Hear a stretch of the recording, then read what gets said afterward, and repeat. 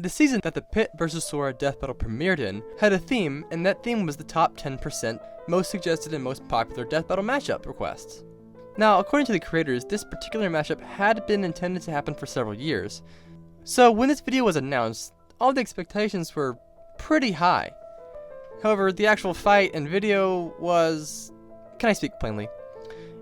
I was just so very... disappointed!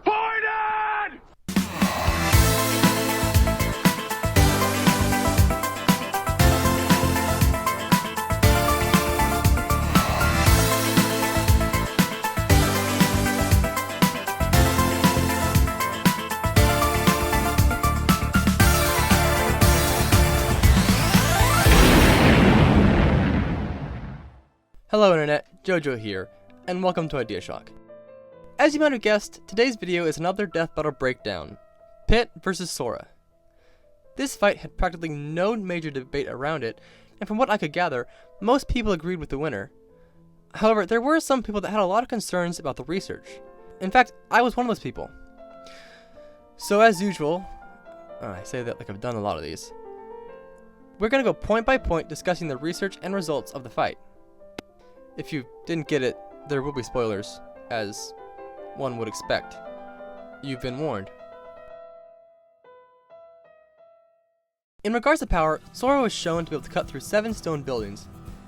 It actually surprised me quite a bit when Deathbattle used a very low granite shear strength of only 14 megapascals. According to the Jackson School of Geoscience, granite can actually have a shear strength of up to 50 megapascals. So, if anything, Deathbattle is actually being incredibly conservative with the result of this feat. Now, on the other hand, Pit's greatest feat of offensive power is when he pulverized this large boulder. I couldn't find or think of any feat that was greater than this, so it's very safe to say that Sora has the advantage in this category. Deathbattle calculated Pit's maximum flight speed to be about 21,600 miles per hour, or roughly Mach 28. From what I could find, this does appear to be correct. However, in terms of ground reaction time, Deathbattle is very, very incorrect with what they gave him. Pit may have dodged a laser moving 90 million miles per hour, but Sora's reaction speed was quick enough to dodge natural lightning. A lightning bolt's return stroke, which constitutes the bright flash, moves at around 220 million miles per hour, over twice as fast as Pit. They say that Sora has dodged lightning, but that Pit isn't even close. And that's just not right. When Pit fights Phosphora, the opening pre-battle cutscene shows him dodging her lightning bolts.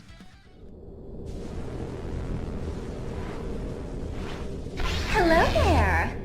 Attention, head of Veridi! You'd best sharpen your claws! I am the servant of Palutena, goddess of light now!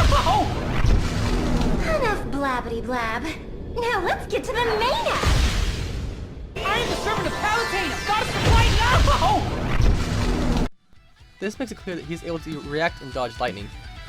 And this is not the only time he's dodged these types of attacks. Even in the chapter of the Lunar Sanctum, the chapter that Deathbattle used, when Pit got up close to it, he had to dodge a lot of lasers from a much closer distance. Now, my favorite reaction feat is here, when Pit dodges through a wall of electricity.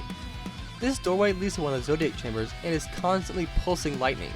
Assuming that this is lightning, the most conservative reaction speed that Pit would need to react in is 0.00000000694 of a second.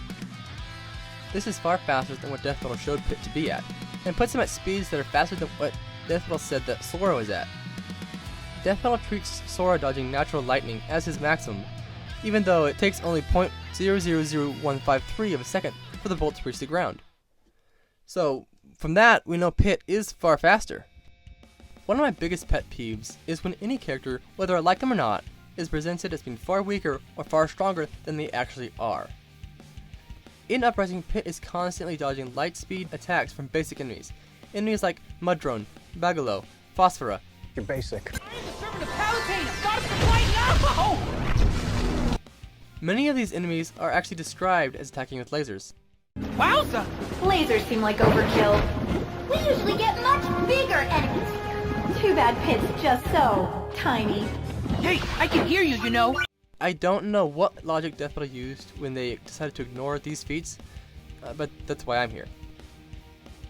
So, with all that said, Sora still takes the speed category by just doing this.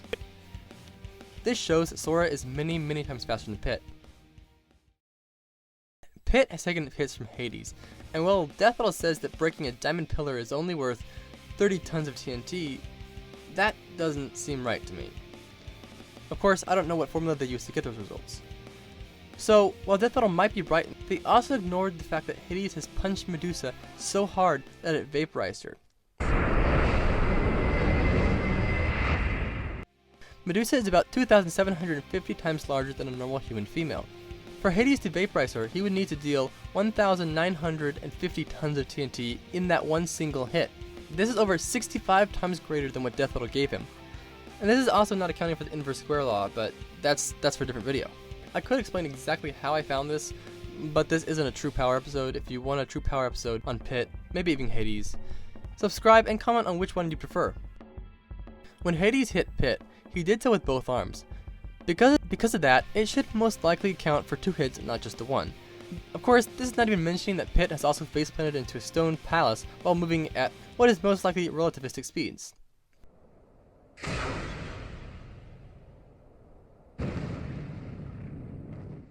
This durability might actually be best attributed to the lightning chariot instead of Pit's face, but it is something that needs to be discussed. For all you Kid Icarus fans out there, do you think that this should be applied to Pit's durability? Let me know in the comments, I really want to hear from you. Going back to Sora for a minute, we know that he has taken hits from Hercules. This version of Hercules has been shown to be able to throw a giant rock titan into the sky. Deathbattle concluded that because the titan weighed 1,633 tons, Herc would have needed to produce 24 megatons of TNT to throw it. While I do think that they had Pit's durability far too low, it actually wouldn't make a difference in the fight. Even if Deathbattle was to use the hit that vaporized Medusa as Pit's durability, Sora is still 14,000 times more durable.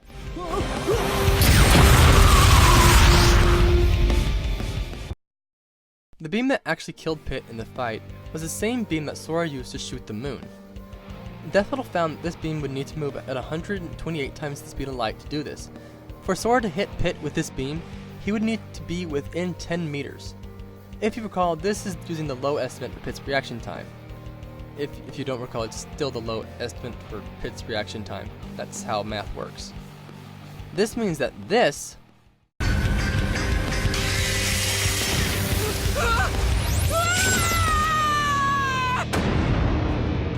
is not possible at that distance. They are way too far apart. Now, before you comment, I am fully aware the fights are for show, and that Deathbattle can't show every scenario, but that's just not how this particular scenario should have gone. We can only display like one version of the fight. Yeah. Right. So it's not like we can show literally every way the fight would go. There's that scene in Infinity War. Doctor Strange is like, there are 14 million different possible futures for how this could go. We can't show all of those for a death battle, unfortunately. We can't do 14,675 fights.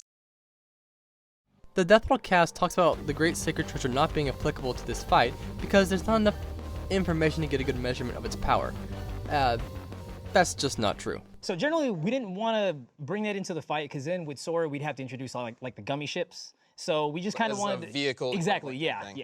Yeah. And with the Great Sacred Treasure, there's not a lot of information on it. You kind of get it towards the end of the game, and then immediately you lose it, and then the game's over. Have fun. It's a one-time thing. Exactly. Yeah. And it required a lot of circumstantial things to happen in order to get it. There's no guarantee that Pit could just get it like he does with the Great Sacred Treasures in every game. Yeah. So it's a little bit different in that regard. But as we show in the episode, even if you got that, then Sora would have to be given all his vehicles, and it would kind of even things out. Exactly. So it doesn't really change anything. There's actually quite a bit of information on it, but I do agree with them that it shouldn't have been brought into the fight, as it would have brought up a lot of other questions. It still would have been really cool to have seen it in the fight, though.